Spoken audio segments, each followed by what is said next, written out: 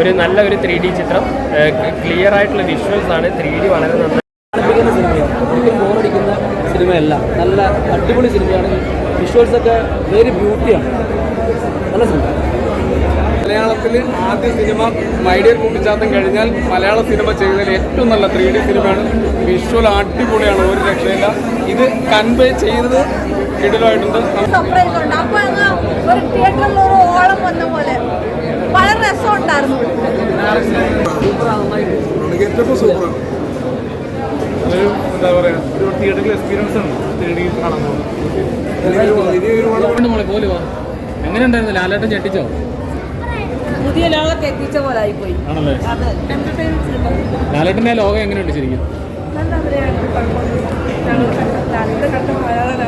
അതുപോലെ 3D ഒക്കെ എങ്ങനെയുണ്ടോ? നല്ല ഇതുണ്ടായിരുന്നു. നമുക്ക് ശരിക്കും അടുത്ത് കാണുന്നൊരു ഫീലായിരുന്നു.